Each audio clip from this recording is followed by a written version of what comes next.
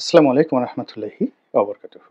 সম্মানিত দর্শক, রাজনীতির কোনো গুণগত পরিবর্তন হয়নি এবং অবস্থা দৃষ্টে মনে হচ্ছে যে রাজনীতির আগের যে ধারাবাহিকতা, এটি অতীতের যেকোনো সময়ের চাইতে আরও পরনির্ভরশীল এবং আরও জটিল এবং আরও গুণগত মানের দিক থেকে নিম্ন অবস্থায় পৌঁছে গেছে।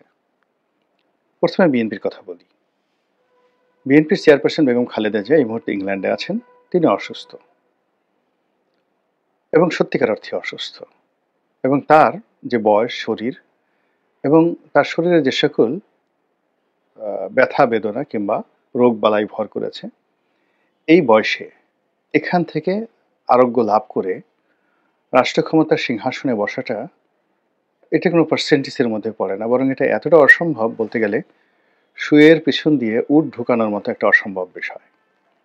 ফলে তিনি যতদিন জীবিত আছেন সম্মানের পাত্রী হয়ে, মর্যাদার প্রতীক হয়ে এবং ঐক্যের প্রতীক হয়ে তিনি থাকবেন। কিন্তু লন্ডনের রাজনীতি নিয়ে গুরুত্বপূর্ণ তথ্য দিল গোলাম মাওলা রনি।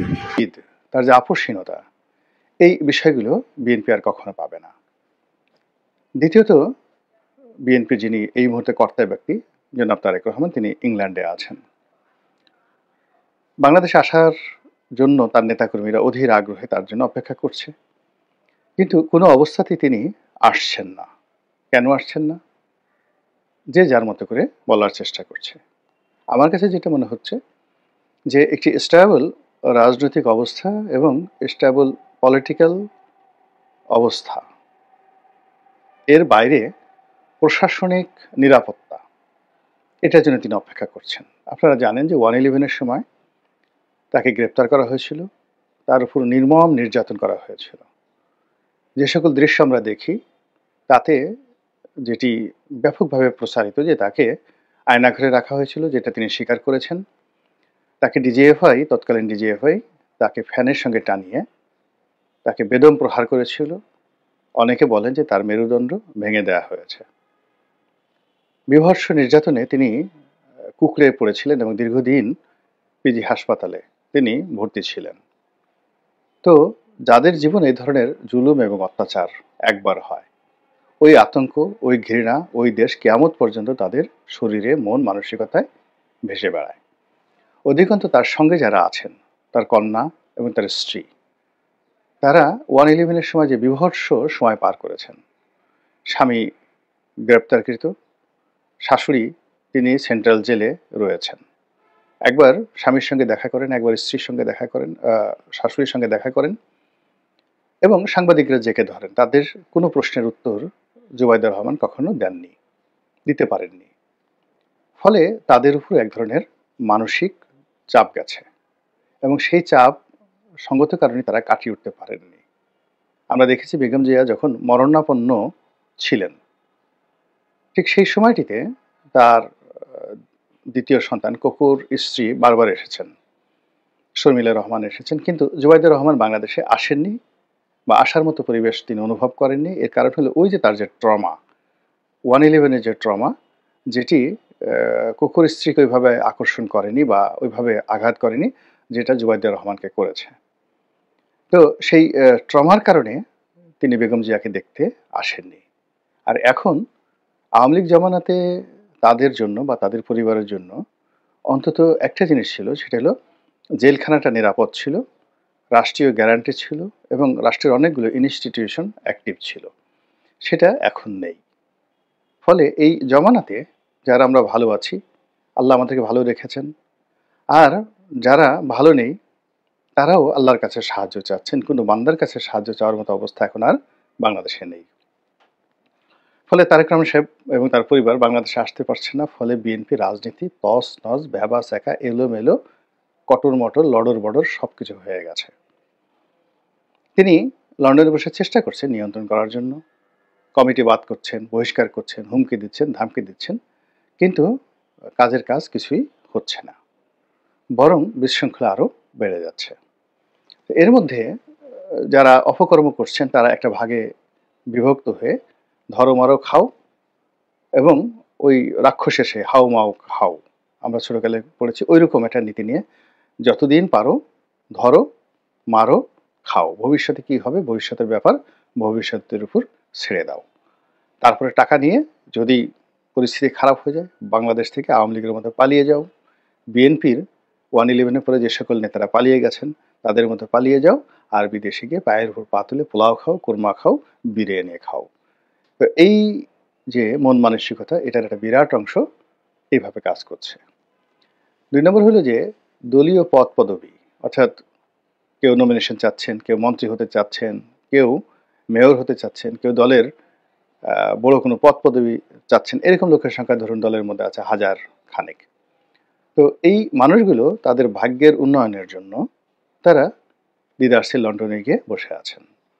এখন অতীতের যে কোনো সময় সে তারেক রহমান সাহেবের ব্যস্ততা বেড়ে গেছে, ফলে লন্ডনে গিয়ে তারা দিনের পর দিন, কখনো মাসের পর মাস বসে অপেক্ষা করছেন এবং তারেক রহমান সাহেবের সঙ্গে একটা ফটো তুলে তারপরে ফেসবুকে দিয়ে এরপরে তারা স্বস্তি নিয়ে বাংলাদেশে ফিরে আসছেন।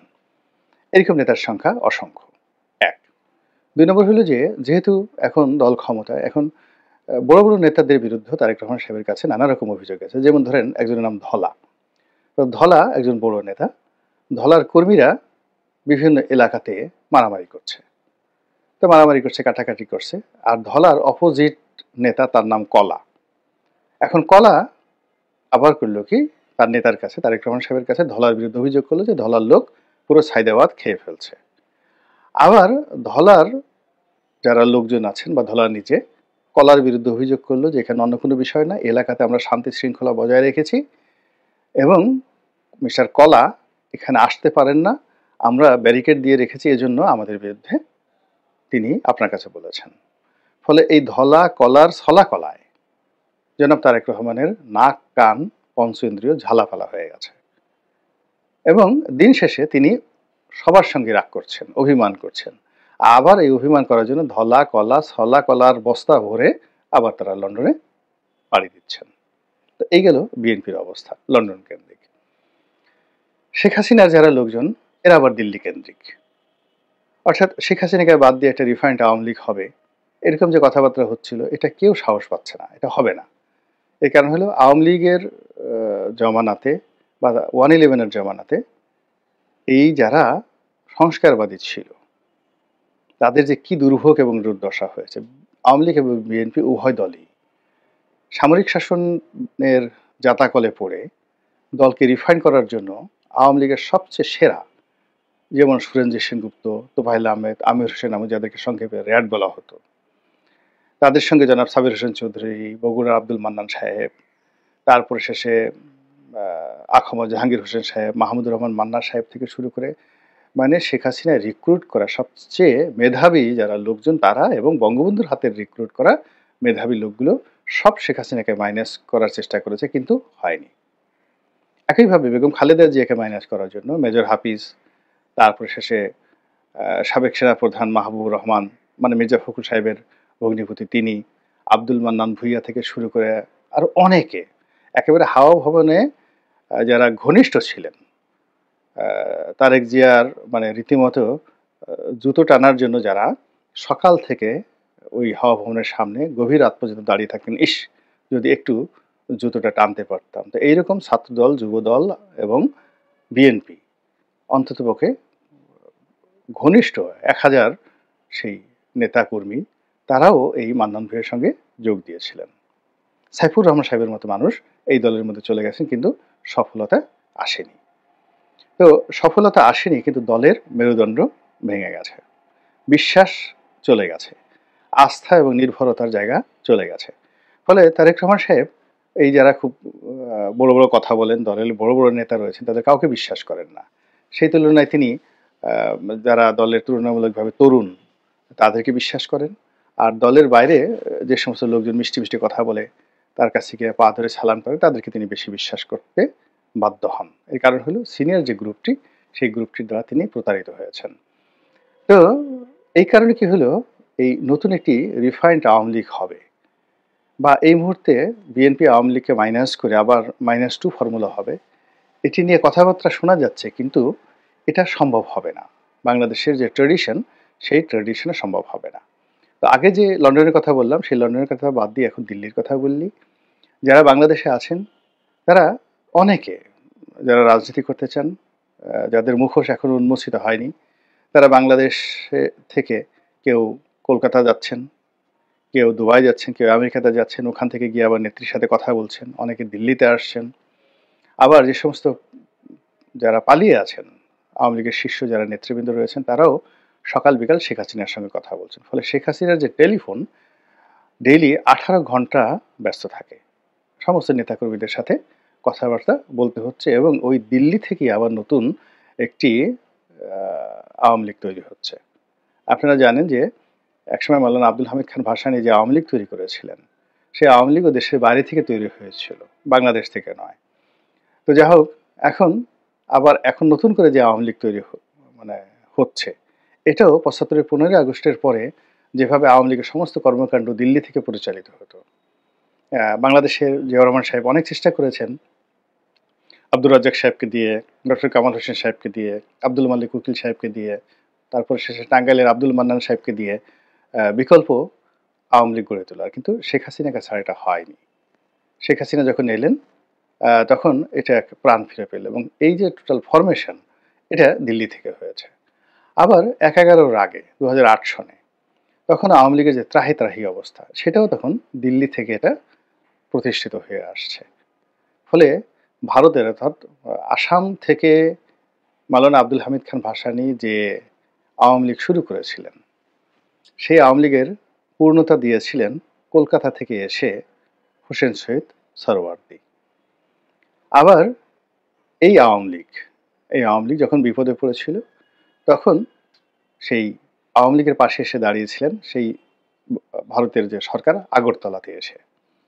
অর্থাৎ 1969-এর গণ অভ্যুত্থানের আগে আগরতলাতে আবার আওয়ামী লীগের পুনর্জন্ম হলো সেই আইয়ুব খানের মার্শালয়ের জমানাতে। এর আগ পর্যন্ত আওয়ামী লীগের অফিস আমিনা রহমান ছাড়া অন্য কেউ বাতি জ্বালানোর মতো ছিল না। কিন্তু এটাকে ফ্লারিশ করার জন্য যেটাকে আমরা এখন আগরতলার ষড়যন্ত্র মামলা বলি, এই ষড়যন্ত্র মামলা হাত ধরে আওয়ামী লীগ স্বাধীনতার আগে একবার প্রতিষ্ঠিত হলো। মুক্তিযুদ্ধের সময় আবার কলকাতা, আবার দিল্লি আওয়ামী লীগকে প্রতিষ্ঠা করলো। ৭৫-এর পরে আবার দিল্লি, কলকাতা প্রতিষ্ঠিত করলো। এভাবে মানে আওয়ামী লীগ সবসময় আসলে ভারতের আসাম, আগরতলা, দিল্লি, কলকাতা এই সমস্ত জায়গা থেকে বারবার এমপাওয়ার্ড হয়ে এই বাংলাদেশে এসে তারা রাজনীতি করেছে, এবং এইবারও তার কোনো ব্যতিক্রম নেই। অন্যদিকে আমেরিকা এখন ডক্টর মোহাম্মদ ইউনূসকে গ্রহণ করবে, ট্রাম্প যতই কিছু বলুক না কেন। এর কারণ হলো আমেরিকার ইতিহাসে সেখানে তো আসলে প্রেসিডেন্ট কেন্দ্রিক নয়, রাষ্ট্রকেন্দ্রিক। তো সেখানে রাষ্ট্রে যে মূল্যায়ন টিম রয়েছে, তারা দেখবে যে বাংলাদেশের স্বাধীনতার পরে এখনো পর্যন্ত ডক্টর মোহাম্মদ ইউনূসের মতো আমেরিকার বিশ্বস্ত বন্ধু এই বাংলায় দ্বিতীয়জন পয়দা হয়নি, আগামীতেও কেউ পয়দা হবে না। ফলে এটা তাদের জন্য একটা রহমত, তাদের জন্য একটা নিয়ামত ডক্টর মোহাম্মদ ইউনূস, এবং তার সঙ্গে যে সমস্ত লোকজন ঢুকে দেওয়া হয়েছে, যেমন আলী রিয়াজ সাহেব আছেন, খলিলুর রহমান সাহেব আছেন, এরাও আমেরিকার মানে যাকে বলা হয় ডেড ফ্রেন্ড, আমেরিকার জন্য জীবন দিবে। এরপরে অন্যান্য যে সকল তরুণদেরকে নেওয়া হয়েছে, সবই মার্কিনপন্থী, মার্কিন বিরোধী লোক এখানে কেউ নেই। ফলে এই যে একটা যাকে বলা এখানে রেজওয়ানা থেকে শুরু করে যারাই আছেন, আদিলুর রহমান থেকে শুরু করে সবাই পশ্চিমাদের মদতপুষ্ট।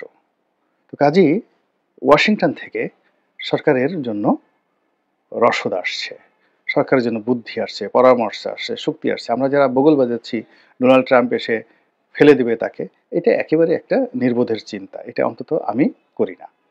ফলে এখন দিল্লি, তারপর লন্ডন আর ওয়াশিংটন, এখানে এই যে রাজনীতির যে মেরুকরণ হচ্ছে, রাজনীতির যে রসায়ন হচ্ছে, রাজনীতির যে বরফ তৈরি হচ্ছে, পোলারাইজেশন হচ্ছে, জমাট বাঁধছে, এটি আগামীতে কিভাবে বাংলাদেশে বৃষ্টি হিসেবে আসে, অ্যাসিড বৃষ্টি হিসেবে আসে, কালবৈশাখীর ঝড় হিসেবে আসে, নাকি বসন্তের বাতাস হয়ে আসে, সেটাই দেখার বিষয়।